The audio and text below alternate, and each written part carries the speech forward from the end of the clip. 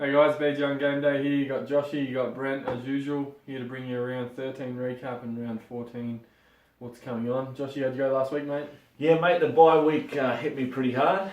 Made a couple of errors, either in judgment or just stupidity in general. I managed 792, which mediocre at best, but I managed to climb about 1,500 spots into the top 7,000. A couple of sob stories for the week. I captained David Nofaluma, who obviously did his calf just before half time. He was looking alright. And I vice-captained Tom Turbo. Nice. Solid. So for all you playing at home, it's probably not the best thing to do. We don't claim to be experts. I just a bit of a brain fade last week. I made a couple of trades after reversing a few times. And it was just that typical one where I went to that last trade, made the trades, then forgot to switch the captains and that. So for a while there, it wasn't looking too flash. But yeah, managed to climb some spots. How about yourself, mate? Yeah, mate. Well, 800's not a bad score, I don't think. But I managed to get 910. Yep. So pretty happy with that. Obviously, made two trades. I was thinking of only going to make one, but ended up bringing in Cody Walker, which didn't really work out, and Ponga. So. Yep.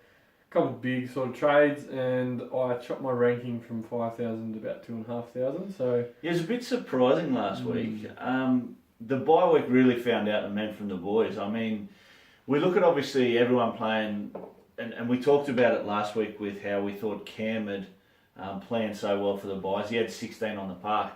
I think it just goes to show you how effective the buys are and how important 4 weeks' time in round 17 will be. I had what I thought was actually a bad score. It turned out to be an okay score. You know, I've raised in the rankings up to 7,000. And again, obviously yours, brilliant in hindsight for what the week was. You know, you've cut your ranking in half. Yeah, and I mean, Cam, as we'll touch on, I think last week we touched on he was ranked around 1,600. Yeah. He's now ranked 636. Yeah. So he's made a big move there with a 936, which is a good score, but it wasn't actually the top score for the week in the league. That was fucking Cowboys. Marky with 950. And he actually beat Cam in the league. They came up against each other. So well done, boys. Gotta love head-to-head comps. So, well done, Marky. And yeah, just in general, the league was pretty strong. We're league ranking of 115, so well done, boys. It's solid. We've got a league average of 1,012, so league's still churning along, but yeah, as I said last week, these next sort of 4 or 5 weeks are going to sort of, I reckon, the cream will rise to the top. Yeah, definitely. And mate, that's what I'm looking at over the next 4 weeks. The last day and a half since obviously the lockout finished and the teams came out today, I've been looking at those next 2 trades. We've got 11 in between now and round 17. And from what I saw on the weekend, I wasn't so sure. I thought we could sort of skate by the bye rounds. But I think it's vital. If you want to compete for overall, you have to really use those 11 trades. It's hard because it seems like the round 13 players were probably more the keepers until the end. If the roles are reversed, if round 13 was the 17 bye, I think we'd all be looking a lot better coming into round 17. But strategically, guys, find a pod, but basically get those keepers in your team that you can. Save some trades for after round 17 and then switch everyone back out however you do it. So I think those trades are a little bit easier now because you know, as long as they're not going to play Origin, that they are going to be there for the rest of the season.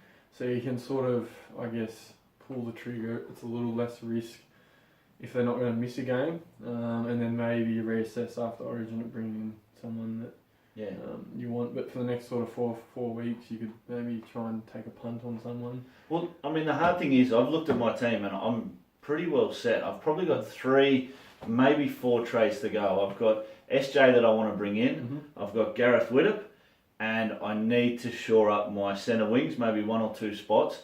I've still got Jennings in there at the moment. And that's about it. But to get those 3, I'm going to be absolutely screwed for round 17 because I've got no players that play in it. I've got all round 13 players from the weekend. So I think it's a fact that I'm going to have to find out who are the keepers from there, maybe sub some of mine out, use those 11 trades, and then I'll have about 5 or 6 after that just to sort of scrape home with. Yeah, and that's what it's looking like for me. I mean, I've got 16 trades left now. If I was to burn all 11, that leaves me with 5 for the run home. 5 for the last, 7, 8 rounds, whatever it is. It's probably not ideal, but you could make it work if you're actually genuinely happy with your squad from rounds sort of 18. So it's going to be pretty interesting. There are some really good buys out there, and over the next, I think next week is our super trade. Yes. Week is it? Next round week 15? is 5 trades next week, guys. So we'll do a little bit of a special on that one next week for all the trades we're going to go. Yeah, so that's going to be the one where I've had a look. There's a lot of outside backs that are going to be pretty much right for the picking next week. This week there's a few guys with like sort of high 60s break evens. If they don't hit them this week, they're probably going to be really nicely priced and nicely break even next week. So these next couple of weeks are going to be really big, and no one in Supercoach has had this super trade round before, so that's going to be exciting. You know, you get to the start of a new week and having 2 trades to burn again is always good, but have 5. There's going to be some soiled undies around the place, I reckon. Now, obviously, we've got State of Origin tomorrow night, the first of the 3 series, but trades based on what you know so far. Obviously, we've got to wait to see injuries and who's going to back up and things like that. It's always a difficult time. Who are you looking at for the first 2 trades this week, mate? Yeah, I guess definitely now that he's not playing Origin, we've said it before, Cameron Smith. I've got Coruscant and Cook, but Coruscant was just merely there for the buy coverage. He's been good, don't get me wrong, but I think just for the price that Cameron Smith is and what he showed last week, he's going to be a bit hard to get away from at this point. So I think I'm going to bring him in for Coruscant this week. The other one I'm looking at is potentially Nathan Cleary, just because I think he's fairly cheap for him. Obviously, it'll be dependent on whether he backs up. They play on the Friday against Canberra, so you'll find out. But potentially Cleary in, just because I just think between now and Origin, he could still produce a score and get more expensive. That being said, Penrith do a hard run. That's where I'm looking. If Cleary doesn't get named, maybe I'll just go Smith to Coruscant and just try and save another trade for the super trade week next week.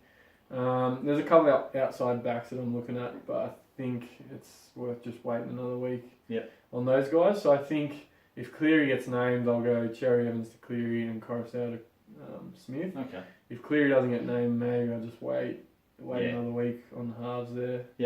So that's sort of where I'm looking, I think, at this stage. You? Okay. Mate, I'm looking at bringing in Jordan Rapana this week. Obviously, my experiment with bringing in David Nofaluma last week didn't go so well. Now that injury with the calves gone, he's just someone sort of just taking up space. So, Rapana, you mentioned obviously they play Penrith on Friday night. I'm hoping that maybe State of Origin takes the edge off Maloney and Cleary a little bit, and the Raiders, who aren't that affected obviously by Origin except for Papali, can step up and maybe score some tries. Look, we've talked about it all season. The fact that the Leipana, that combination, just aren't seeming to get the ball this year. Raiders obviously definitely favour the left-hand side attack with Whiten going to Croker and then Kotrick. Joey Tapine's still out, which still gives me some sort of hope that Rapana will get the ball. Leilua, bit greedy himself this year. So look, it's a bit of a risk again. But I just think he's had a pretty poor year. Still a 51 average, so it's not terrible. But I'm just hoping he can pick it up towards the end of the season. For the second trade, still undecided. Still looking at a few different things. I was thinking Herman Sa out. Again, another one I brought in 2 weeks ago for that buy coverage. Got suspended. A little bit of a tough luck story there. But thinking of getting him out for what's his name? TPJ. Pangai Jr. Look, disappointing that today he got named on the bench. Obviously, with a couple of returns for the Broncos. TPJ, I got rid of him mid-season when he had that hamstring injury. Reluctantly, I did at the time, but strategically it worked out for me with a couple of other players. I've since watched him, I think, go up another 120,000, so I'm buying him at a little bit of a premium. But I don't think there's too many better forwards in the comp in form at the moment. He's starting to rise with those keeper levels with those guys. Your Fafitas, your Tamalolos, your Tapaus. Those guys are hitting the big scores. So is this guy now as well. But he does probably need the 70 to 80 minutes on the park to do it. I'm a bit wary. Similar to Kicker, I'm a bit wary in coming off the bench. I prefer how dynamic they are coming off the bench, but if they don't score a try, the workload's not there. You know, it's a bit sort of contradictory to what I talked about last week with Kicker. I thought he's better off the bench. I think they're better players off the bench because, they are more dynamic. But Supercoach-wise, the scores can be a little bit more iffy, obviously. Well, I think he showed playing that 80 minutes on the edge.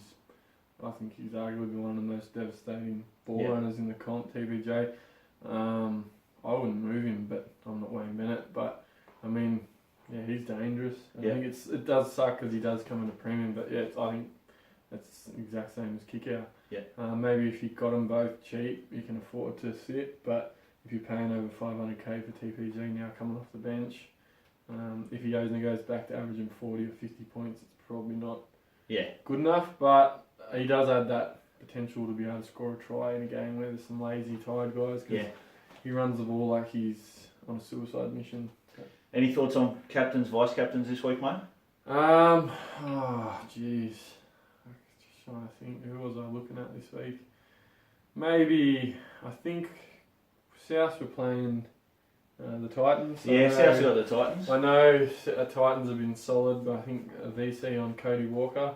I mean, I know he didn't get the greatest score last week, but he's still dangerous. He threw an intercept, I talked about, where if that goes to hand, they score and he gets try assist, line break assist, and he just looked dangerous against the Cronulla side that defensively had been pretty good, even though they were rubbish on the weekend.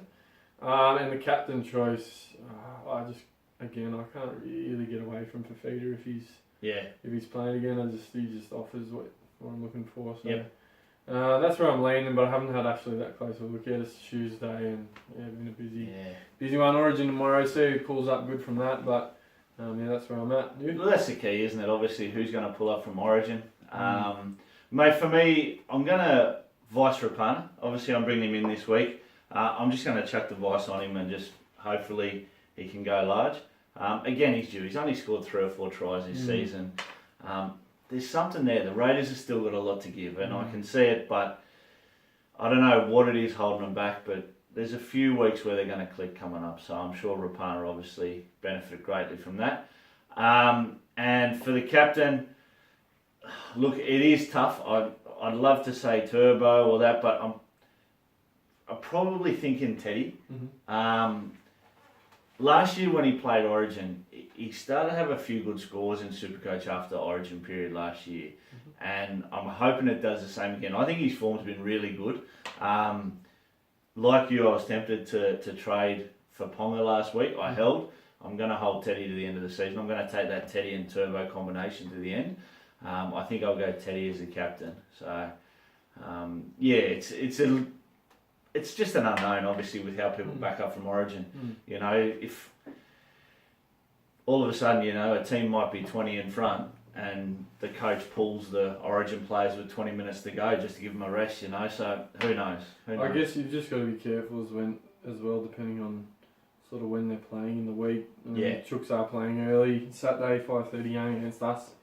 So you might be fine if he doesn't play, but just something to obviously, be mindful of. With the Chooks, more so towards the Knights. Last week, an improved performance, but again against an inferior side in Parramatta. They're just, we talked about they might bounce back. I've just lost all faith whatsoever in Parramatta. Your boys, after the drubbing against the Sharks, came back, played well, but I still have that defensive line in memory against Cronulla, and I think the Roosters just start to click better and better. Obviously, they were missing a few players against the Tigers there on the weekend, but Ferguson, if he hadn't dropped 10 balls, would have cracked a ton. So I think the Roosters are looking really good, and Teddy's just going to get better and better. Yeah, and they've already played him once this season, and they put 38 on it. Yeah, so, could be something there. All right, mate. That's about it for this week, guys. Nice short one. Go the Blues. Yeah, up the Blues. Give us all your reports from Origin. Anyone sees anything, just let us know. Give us a like, give us a subscribe, and we'll catch you all next week.